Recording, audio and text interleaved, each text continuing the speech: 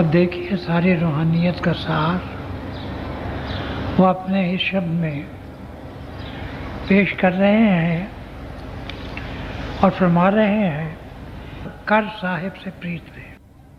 कि अगर हम ये चाहते हैं कि हमारी ज़िंदगी का जो ध्येय है वो पूरा हो जाए, तो हमें अपने साहिब से प्रीत करनी चाहिए। अब इसमें दो लफ्ज़ हैं, साहिब और प्रीत।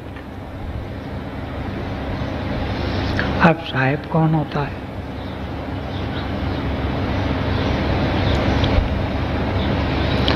साहिब से मुराद है जो हमारी दिलो जान का मालिक है,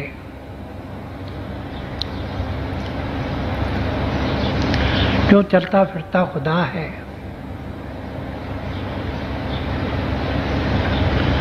जो पर्सनिफाइड वर्ड है। साहिब प्रभु के लिए इस्तेमाल किया जाता है,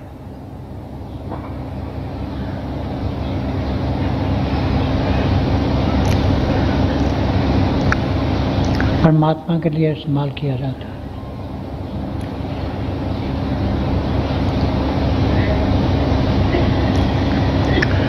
तो यही हमें समझा रहे हैं कि अगर हम ये चाहते हैं कि अपनी इस ज़िंदगी को और आखिरी ज़िंदगी को सुधार दें, तो हमें अपने दिलो जान के मालिक, अपने साहिब से प्रीत करनी चाहिए। अब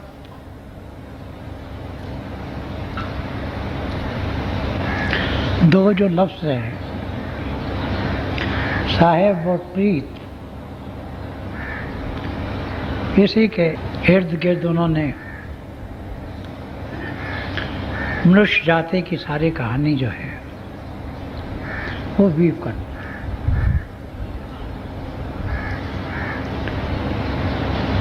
एक तो लफ्ज़ मैंने आपसे बयान किया, साहिब, दिलो जान का मालिक। और जो दिलो जान का मालिक है, वहाँ फिर इफ्स एंड बट्स का कोई सवाल पैदा नहीं है।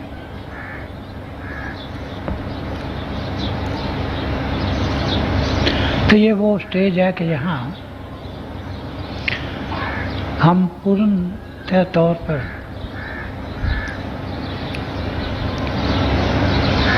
शरण के मार्ग में आ जाते हैं। और दूसरा है प्रीत।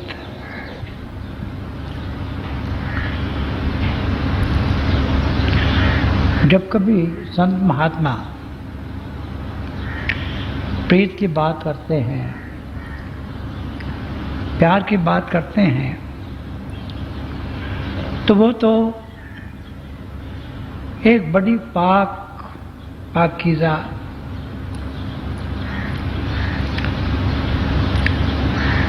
सिंबल ऑफ प्योरिटी की बात करते हैं। वो जो रेल्म है वो उस वक्त शुरू होता है जब हम जिस्म और जिस्मानियत से ऊपर उठते हैं और उस रब्बी रहमत का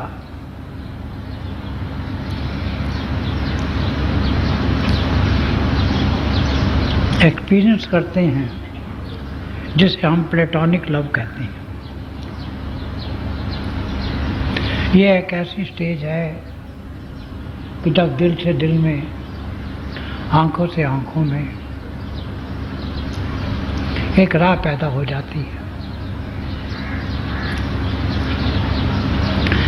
मगर उसमें जिस्म और जिस्मानियत का कोई हिस्सा नहीं होता।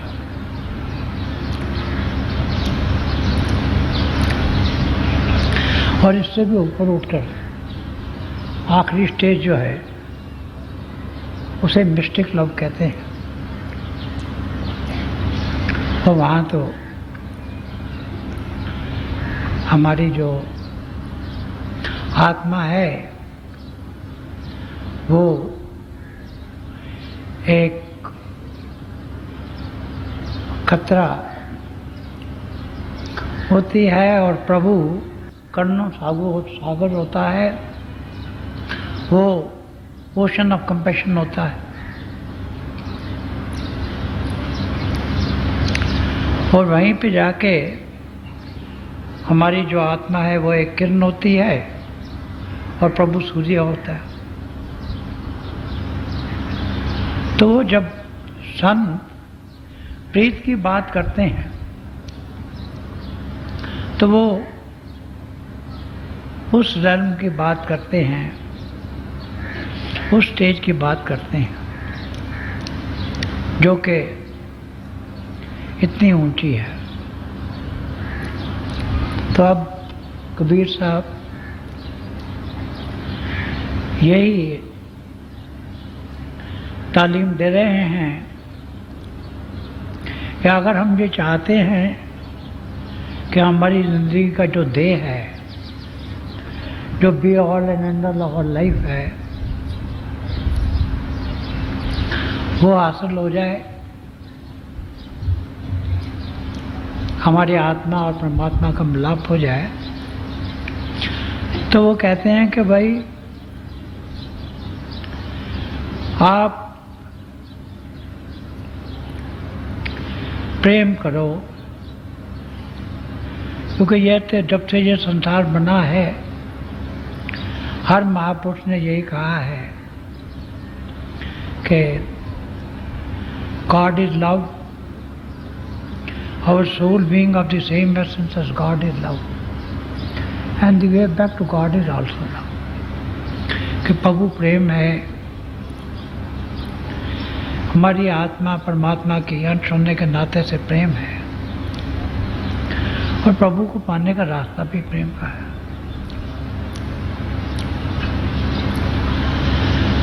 और प्रेम से प्रभु पाया जाता है, और हमारी आत्मा का खासा भी प्रेम है। ये हमारी आत्मा का खासा है कि हर वक्त किसी न किसी चीज़ से जुड़ी रहती है। तो वो यही फरमा रहे हैं कि भाई आप अगर ये चाहते हैं कि इसी ज़िंदगी में आपकी आत्मा और परमात्मा का मिलाप हो जाए, आपको हमेशा की सरखुशी, सच्चाई, ट्रैंक्विलिटी, ब्लिस, पीस, आनंद मिल जाए, तो कहते हैं कि भाई प्रभु से प्रीत करो। अब यहाँ एक थोड़ी सी मुश्किल पेश आती है कि प्रीत उसी से हो सकती है जिसे हमने देखा है। जिसे देखा नहीं है उससे प्रीत कैसे हो सकती है?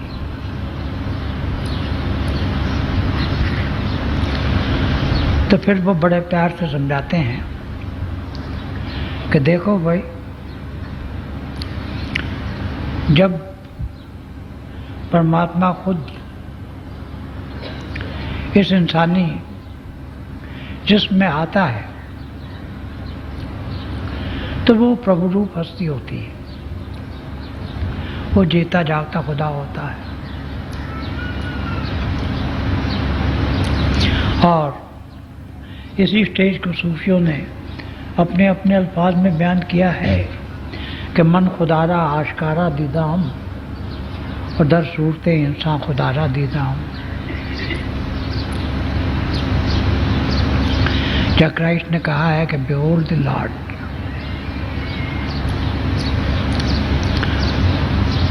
और एक और सूफी ने कहा है कि बंदगान खुदा खुदा न बाशिंद, लेकिन जो खुदा जुदा न बाशिंद।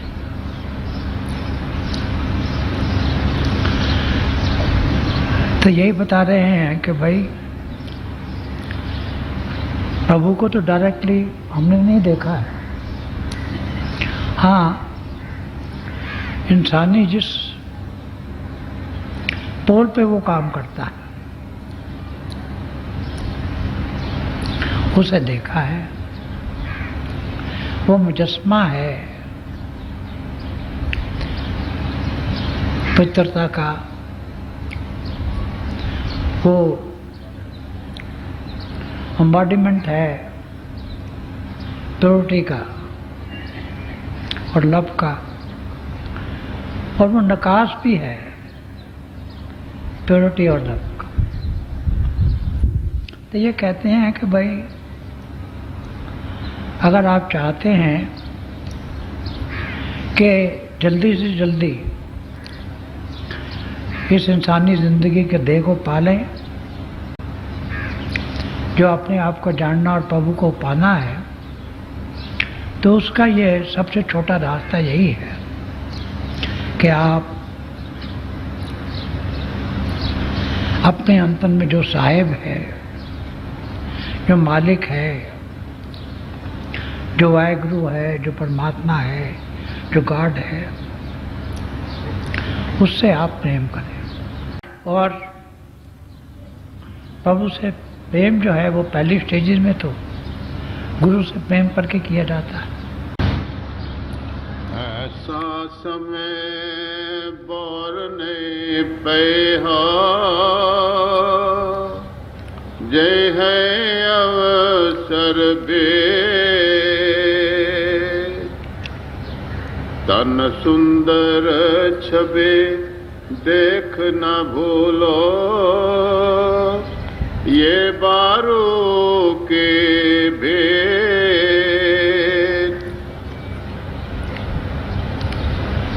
ये भी कहा गया है कि बिन देखे कैसे को ध्यान।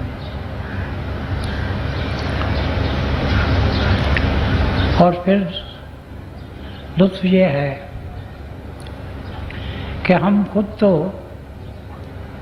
अपने गुरु को पहचान नहीं सकते। हम तो खोई हुई भेड़े हैं, वी आर लॉस्ट शीप। गुरु जो है वो खुद ही हमें पहचानता है। एक मिस्टिसिज्म में बेसिक प्रिंसिपल है कि love emanates from the heart of the beloved, कि इश्क अव्वल दर दिले माशूक पैदा मीश्वर। हम तो विषय वकारों में खोए हुए होते हैं, वो अपने प्यार की रेशमी धागे से हमें बांध के अपने चरणों में लाता है, और फिर हमारे गुनाहों की तरफ नजर नहीं करता है। क्योंकि अगर यह सवाल डिजर्विंग का होता तो फिर तो हम तो कोई भी इतनी बड़ी बख्शिश पाने वाला हकदार ना होता, और फिर हमें जीते जी मरने का रास्ता दिखाता है, नाम देता है, और पहले ही दिन जुर्ती और श्रुति दोनों का डायरेक्ट तजुर्बा देता है। तो कितनी बड़ी बख्शिश है उसकी। तो यही बताते हैं कि यही एक बख्शिश है कि जिसके ज़रिए से हम अपनी ज़िंदगी का जो मतलब है उसे हासिल कर सकते हैं। सुख संपत्ति सपने की बत्तियां, जैसे तृण पर से आप यही बताते हैं कि देखिए दुनिया में कई किस्म के हमसे प्यार कहते हैं, असल में वो हवस के कई रंग हैं। हम समझते हैं कि हमें अगर बहुत बड़ी दौलत मिल जाएगी तो हम भी खुदा बन जाएंगे, नमरूद बन जाएंगे। अगर हमें बड़ी ख्याति मिल गई तो हम अमर हो जाएंगे, और बहुत बड़ी अगर कुर्सी मिल गई तो हम दुनिया दूसरों की ज़िंदगी के बनाने वाले बन जाएंगे। तो वो कहते हैं कि ये जितने प्यार हैं बाकी सब झूठे हैं। हमने एक एक प्यार को देखा है, असल में वो प्यार नहीं है। प्यार तो उनके लिए एक मिसनामर है, मगर वो इंसानी हवस के मुख्तलिफ स्टेजेस हैं, मुख्तलिफ एस्पेक्ट्स हैं। और ये कहा गया है कि जो हवस है उसे कोई चीज़ दुनिया की नहीं बढ़ सकती है। वो तो आखिरी वक्त जब इंसान जिस्म छोड़ देता है और कब्र में चला जाता है तो मिट्टी आंखों में पड़ती है, तो तभी हवस को बंद होती है। तो यही फ़र्क है कि जो हवस है वो हमें ज़मीन से बांधती है,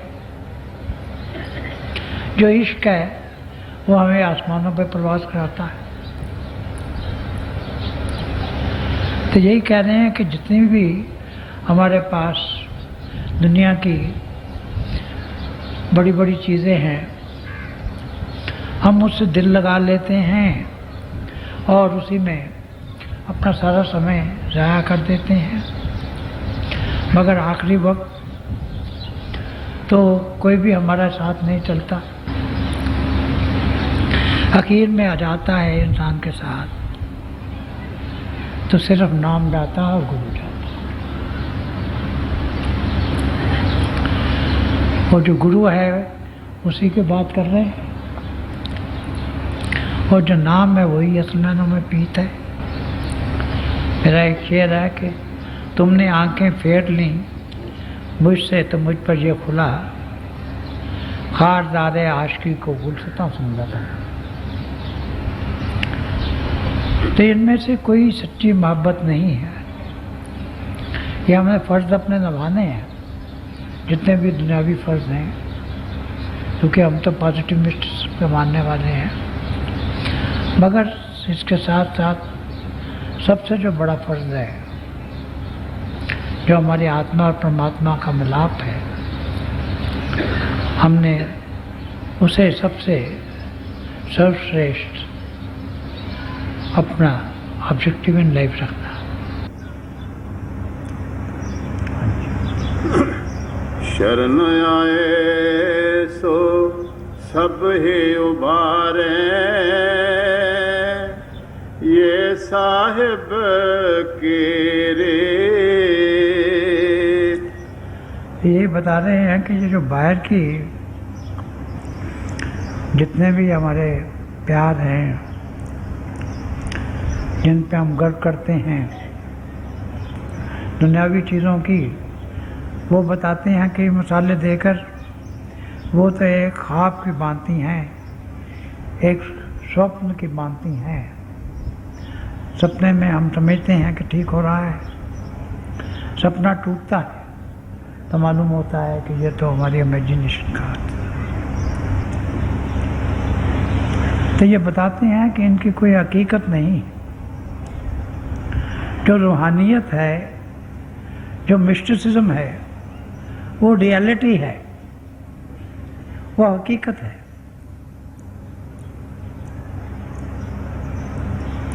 बाकी चीज़ें तो फिलॉसफी से डील करती हैं। यही कहते हैं कि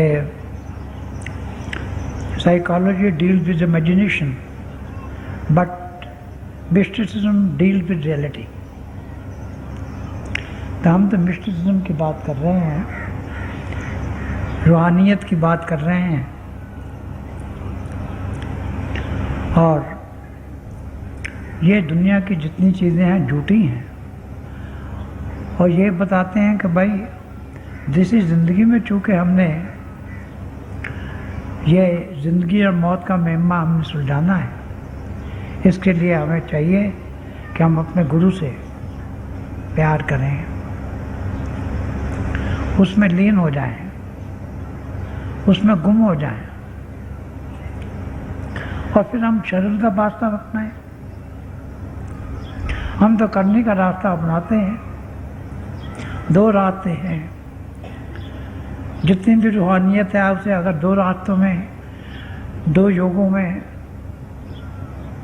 अगर बयान किया जाए तो एक तो है बाकी जितने सब योग हैं और दूसरा है षोडश योग। ये सबसे छोटा रास्ता है।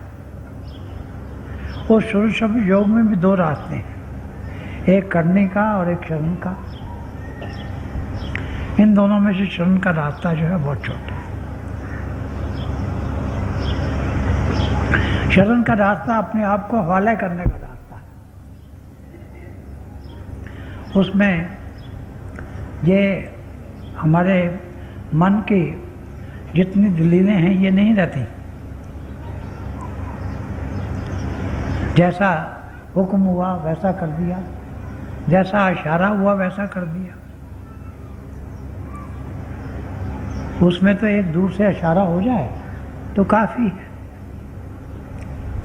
मगर करने के रास्ते का ये हाल है कि हम अपनी जोर से करते हैं, अपने बल के चाहते हैं कि हम अपनी आखिरी मंजिल पे पहुंच जाएं।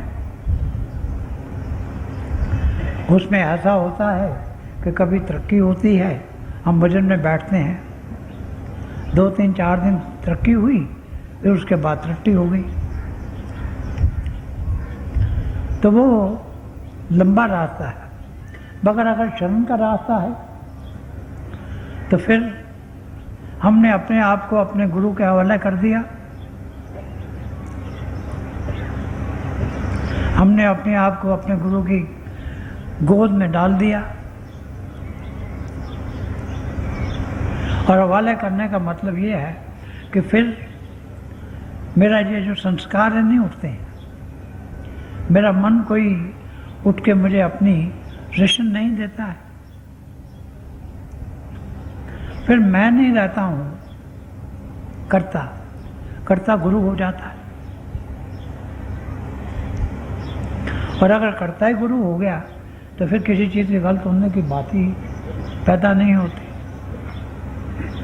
तो ये जितनी हमारी रोज़ नोक जोक होती है, आर्गूमेंट्स होते हैं, ये सब के सब वहाँ जाकर ठहर जाते हैं और उनकी जगह एक प्यार, एक मिठास, एक सरमस्ती, एक सरसारी ले लेती है, एक आनंद ले लेता है। हम आनंद विभोर होते हैं, हम अपने गुरु में लीन हो जाते हैं, हम अपने आप को भी भूल देते हैं।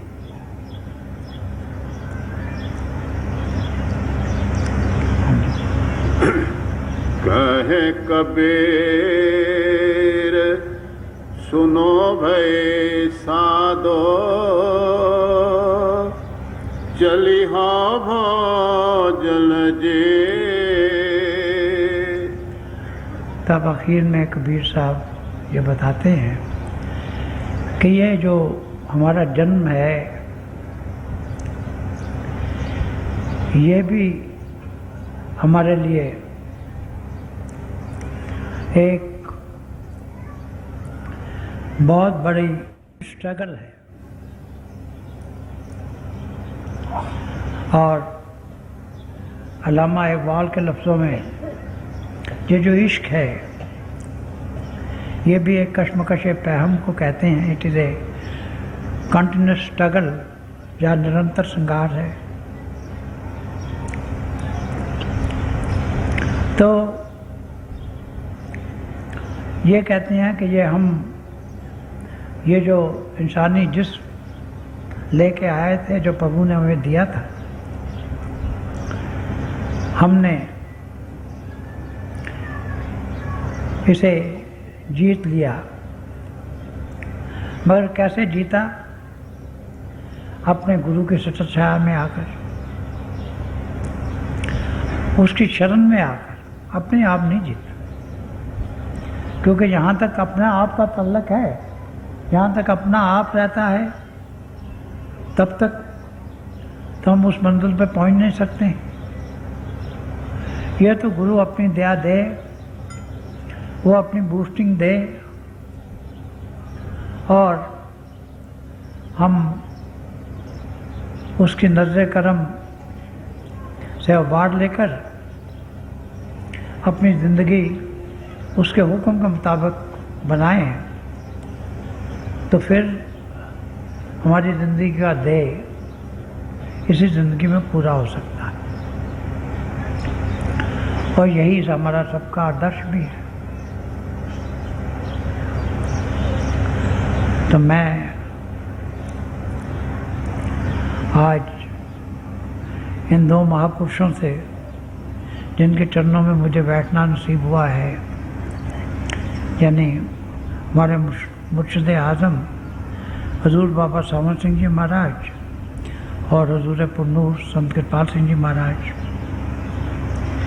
के कदमों में ये प्रार्थना करता हूँ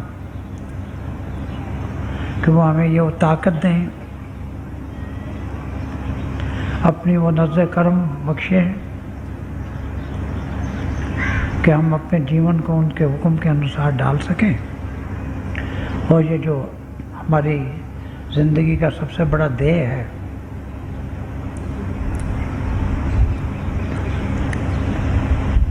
अपने आप को जानने का और प्रभु के पाने का, self knowledge and God realisation का, खुशनासी और खुदाशनासी का जो पूरा हो जाए। तो मैं इन दो महापुरुषों से फिर से प्रार्थना करता हूँ कि वो हमें अंतर में अपने दिव्य स्वरूप के दर्शन दें और अपने ही बताए हुए रास्ते पर, वो रास्ता जो नूर का है, जो तजल्ली का है, जो ज्योति और श्रुति का है, जो light of God and music of the spheres का है, उस पे हमें आगे बढ़ाकर हमें उस आखिरी मंजिल में पहुंचा दें कि जहाँ हम प्रभु से, खुदा से एकमिक हो जाएं, हम नूर ही नूर हो जाएं, अब नुमा ही नुमा हो।